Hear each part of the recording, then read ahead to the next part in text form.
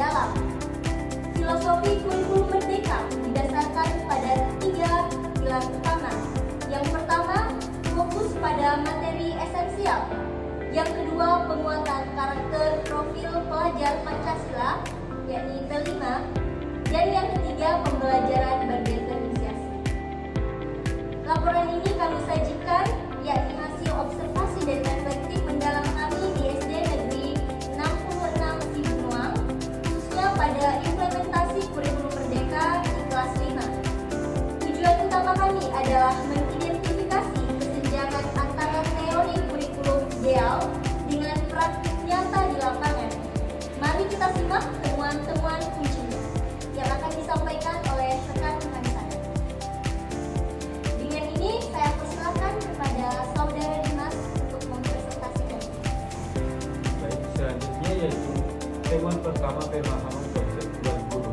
Secara konseptual, guru menunjukkan bahwa pemahaman dasar yang baik yaitu fokus pada pengembangan literasi, numerasi, dan serta karakter. Namun, guru juga secara jujur mengungkapkan bahwa mereka masih dalam proses belajar, dan ini menunjukkan bahwa implementasi kurikulum ini masih berada di tahap awal, dan kesenjangan utama terjadi pada aspek otonomi kurikulum, yang secara teori sekolah seharusnya merancang kurikulum operasional satuan pendidikan dan alur ujian pembelajaran dan sesuai dengan konteks. Akan tetapi di lapangan, guru mengakui bahwa mereka sangat bergantung pada buku teks, yang dimana mereka hanya belajar menggunakan buku yang diikuti. Terus hal ini mengidentifikasi bahwa guru belum sepenuhnya berfungsi sebagai perancang kurikulum mandiri, melainkan masih sebagai pelaksana buku ajar. Guru pun merasa bahwa pelatihan dan pengembangan lebih lanjut masih diperlukan untuk memperkuat pemahaman kembali. Untuk materi selanjutnya saya serahkan kepada saudari Dila.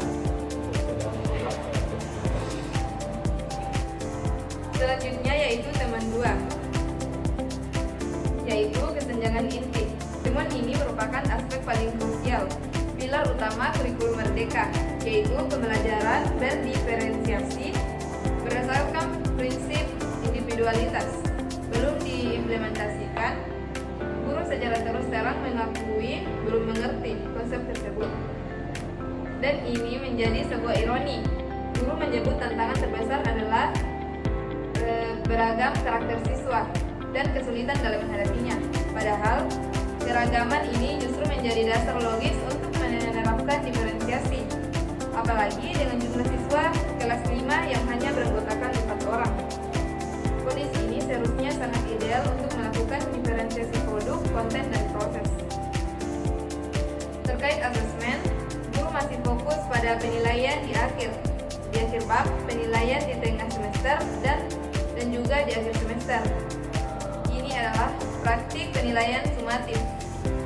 Belum ada penyebutan asesmen formatif atau asesmen diagnostik di awal.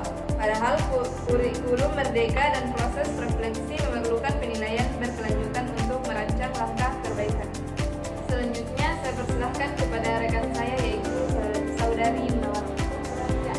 Selanjutnya temuan 3 dan 4, yaitu tantangan dan peluang kasihnya. Tantangan yang dihadapi bersifat internal. Pertama adalah potensi guru yang perlu ditingkatkan lebih lanjut. Kedua, kesulitan mengelola keragaman siswa. Tantangan ini selaras dengan prinsip motivasi dalam teori, di mana guru kesulitan membangkitkan motivasi intrinsik pada siswa dengan motif yang bersifat individu. Meskipun proyek P5 belum dilaksanakan, sekolah memiliki modal kuat yang telah berjalan rutin, yaitu program pembiasaan. Program ini mencakup upacara, literasi, sholat duha, Jumat bersih, dan senam. Kegiatan ini tanpa disadari telah mengimplementasikan 2 prinsip penting.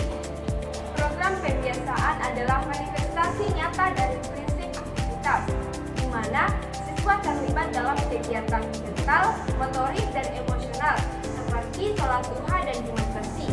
Kegiatan Jumat bersih secara langsung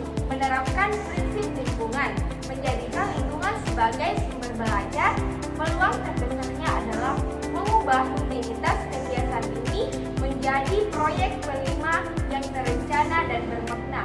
Selanjutnya, saya kembalikan ke rekan saya yaitu Saudara Prahat.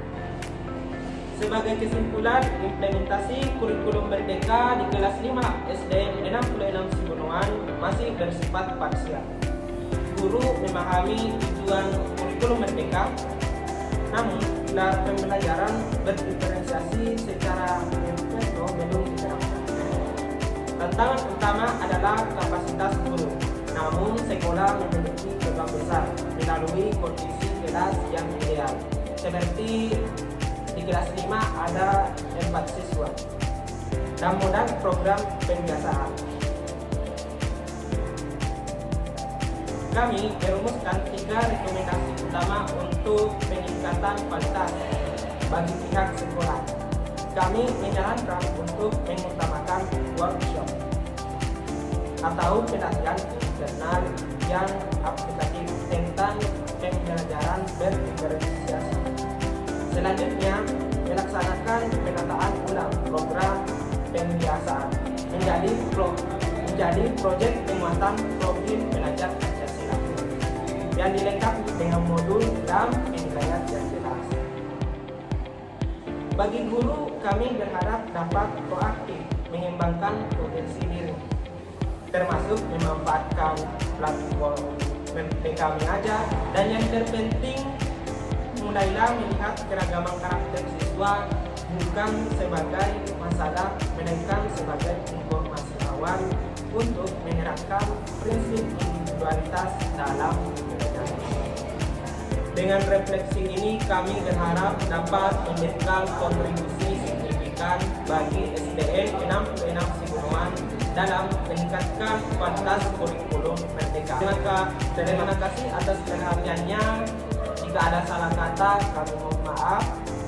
Kami akhiri dengan ucapan wabillahi taufiq wal hidayah. Wassalamualaikum warahmatullahi wabarakatuh.